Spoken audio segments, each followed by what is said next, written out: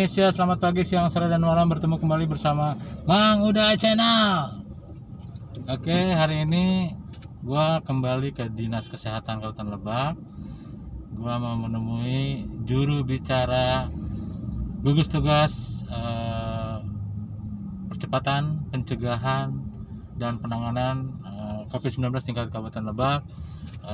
Beliau adalah Dr. Firman Rahmatullah. Mudah-mudahan kalian gak bosan. Nah, cuman untuk hari ini gua mau mengangkat isu tentang ODP dan PDP-nya ya guys. Jadi masih dalam suasana Covid gini, gua mau nanyain data soal jumlah yang PDP dan ODP. Nah, sekaligus juga mau menanyakan soal yang PDP kan ada yang meninggal katanya. Kenapa sih kok masyarakat selalu salah tafsir kepada yang meninggal karena PDP, padahal kan PDP ini belum tentu terpapar corona guys.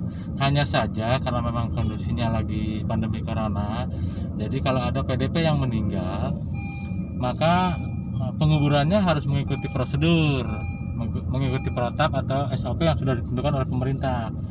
Misalkan si petugas yang menguburkannya itu harus menggunakan APD ya, alat pelindung diri yang putih-putih itu, pakai helm segala macam, itu namanya APD. Dan jangan disalahartikan bahwa yang dikuburkannya itu adalah yang terpapar corona, belum tentu. Mereka kan cuma PDP, siapa tahu karena memang penyakitnya paru-paru atau asma atau apalah gitu ya, karena memang meninggalnya di situasi pandemi corona, jadi disangkanya corona. Nah, kalau soal yang nguburin itu pakai APD itu karena memang udah protap guys, udah SOP, standarisasinya seperti itu. Jadi jangan sampai salah tafsir mentang-mentang mereka meninggal di suasana seperti ini dan yang nguburkannya pakai APD jadi corona, padahal kan belum tentu. Nanti kita tanyakan ke Pak Dr. Firman Rahmatullah ya, biar kalian lebih jelas dan tidak selalu salah kaprah dalam menghadapi PDP yang meninggal ini. Oke guys, itu aja. Mohon dukungannya terus, jangan lupa di subscribe, like, share, atau di komen. Oke, come on guys. Gua udah ada di kantor Dinas Kesehatan Kabupaten Lebak. Gua mau nemuin juru bicara gugus tugas. Beliau adalah Dr. Firman Rahmatullah. Kita tanya dulu apakah udah datang atau belum. Assalamualaikum Pak. Mau tanya kalau Pak Dr. Firman udah ada? Udah ada Pak. Oke, saya izin mau ke ruangannya ya. Siapa? Oke.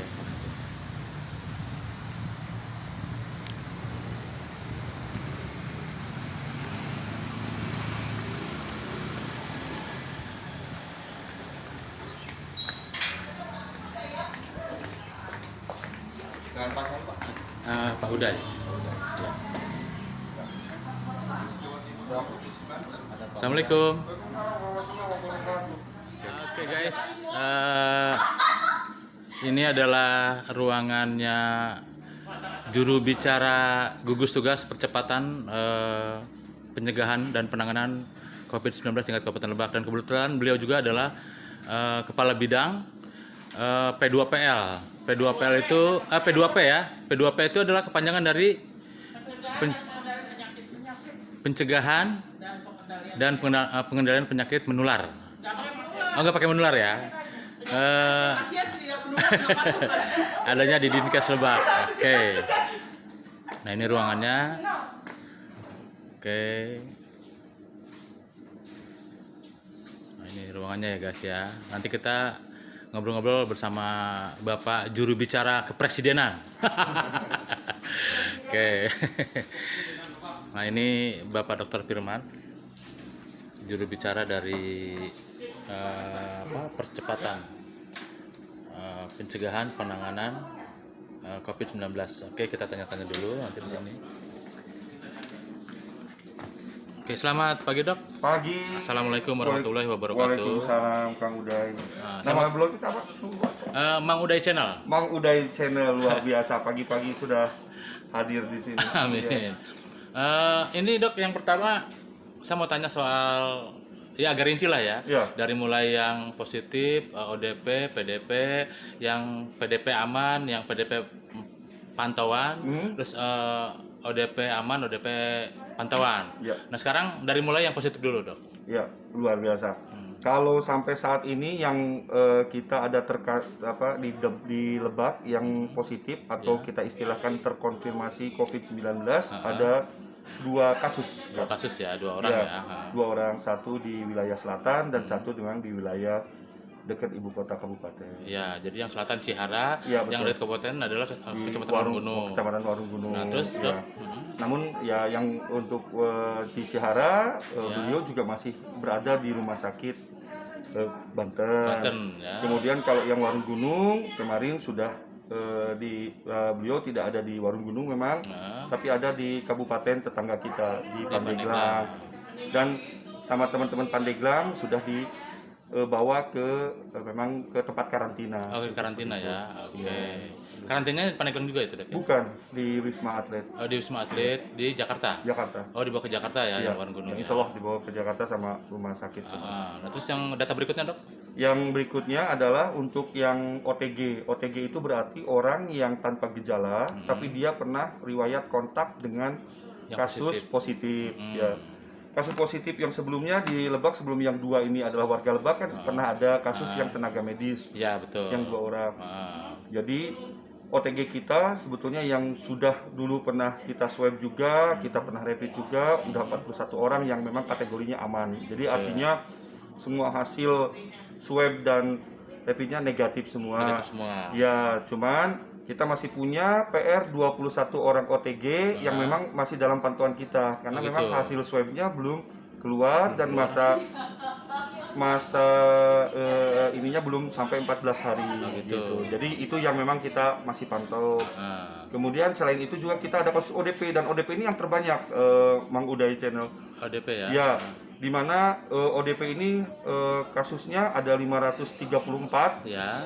Ya, tapi ini alhamdulillah sudah hasil rapidnya negatif, kemudian sudah masa lebih dari 14 hari dan memang sudah dalam kondisi aman. Tapi kita juga masih ada yang memang dalam pantauan, yaitu sebanyak 27 orang. 7 orang ya. Ya, yang masih dalam pantauan. Kemudian yang PDP, nah PDP ini memang pasien yang dimana pasien ini berada di rumah sakit. Ya, karena memang dalam pengawasan, pasien dalam pengawasan. Nah, jumlah yang memang masih ada dirawat ini, yang dalam pengawasan ini ada 23 orang. Cukup banyak memang. Ya, dan ini memang banyak ada juga yang memang punya riwayat penyakit kronis sebelumnya. Kemudian juga memang ada yang memang beliau itu memang dari luar datang ke sini kemudian sakit juga ada ya. Itu ada 23 orang, sementara kalau yang sudah aman itu ada 9 orang. 9 orang. Ya, dan PDP ini juga ada yang meninggal juga. Ada yang meninggal ya? Ya, PDP ini sebanyak 9 orang. 9 orang. Ya. Nah, itu kalau PDP itu dia belum jelas penyakitnya virus corona atau apa? Oh ya, PDP itu pasien dalam pengawasan. Jadi bila mana kita kemudian sakit, masuk rumah sakit, kemudian kita masuk dalam ruang isolasi. Nah, itu kan berarti kita terindikasi ada penyakit menular gitu ya, atau penyakit infeksi lah, infeksi menular ya. Itu maka harus diisolasi. Nah, yang ketika kita memang meninggal, prosedur penyakit infeksi atau menular itu harus dengan protokol COVID. Makanya kadang-kadang itu yang terjadi di masyarakat kadang-kadang. Padahal dia bukan COVID, COVID. belum tentu COVID. Tapi memang prosedur untuk penyakit infeksi atau menular ya memang seperti itu. Jadi yang di ruang isolasi itu, makanya kalau sakit mudah-mudahan jangan sampai masuk ruang isolasi. Oke, nah nggak bosan-bosan saya minta himbauannya dok buat masyarakat. Ya, saya yakin kalau masyarakat Kabupaten Lebak atau seluruh di Indonesia mengikuti protokol kesehatan yang memang sudah banyak diumumkan atau disebarluaskan, itu insya Allah kita akan aman lah paling tidak, atau mungkin kita bisa menghindari dari terkena virus corona. Nah, untuk menghadapi new normal gimana dok? Biar aman juga dari resiko COVID-19 gimana dok? Ya, protokol kesehatan harus tetap dijalankan. Artinya kemanapun kita pergi, kita coba untuk selalu menggunakan masker. Masker ya. Kemudian jangan lupa kita juga rajin untuk mencuci tangan atau Ya. menggunakan hand sanitizer. Kemudian juga kita melakukan physical distancing, jadi tidak terlalu jaga jarak gitu ya, tidak berjabat tangan. Ya. Kemudian kita atur jarak 1-3 meter. Kita juga social distancing, tidak kumpul-kumpul, tidak ini. Itu seperti itu. Insya Allah kalau itu kita semua lakukan dan kita tidak perlu keluar rumah kalau memang tidak hal-hal yang untuk perlu, itu seperti itu. Oke. Makasih nih Dok. Siap. Udah mengganggu pagi-pagi. Siap, Bang, udah di channel, siap. Oke, assalamualaikum Dok. Waalaikumsalam warahmatullahi wabarakatuh. Oke. Halo guys, itu tadi obrolan gua bersama Dr. Firman Rahmatullah. Beliau adalah juru bicara gugus tugas percepatan pencegahan dan penanganan COVID-19 tingkat Kabupaten Lebak ya. Tadi gua di kantornya banyak cerita tentang ya yang berkaitan dengan COVID-19. Kata beliau hingga hari ini yang positif tetap 2 orang, dan beliau juga mengatakan data terkait jumlah ODP dan PDP. Nah, terkait yang meninggal karena PDP, beliau berpesan jangan sampai dikatakan sebagai mereka yang terpapar virus corona, padahal kan belum tentu. Nah, yang meninggal karena PDP ini memang tetap harus menggunakan prosedur, protap atau SOP, sehingga petugas yang menguburkannya menggunakan APD. Jadi yang putih-putih pakai helm itu namanya APD ya. Jadi jangan mentang-mentang yang nguburinya pakai APD disangkanya, oh ini katanya terkena virus corona, padahal belum tentu. Jadi ya kita harus berbaik sangka lah ya. Kasihan mereka yang mungkin sakitnya karena paru-paru, karena asma, karena memang meninggalnya dalam kondisi sekarang ini, jadi disangkanya terpapar virus corona, padahal kan belum tentu. Tetapi karena memang kondisinya seperti ini, jadi setiap PDP yang meninggal sudah pasti akan menggunakan protap, prosedur yang harus dilaksanakan oleh petugas penguburnya dengan menggunakan APD begitu. Ya itu aja. Terima kasih sebelumnya buat kalian semua yang sudah nonton video gua. Jangan lupa di subscribe, like, share, atau di komen. Oke guys, assalamualaikum warahmatullahi wabarakatuh.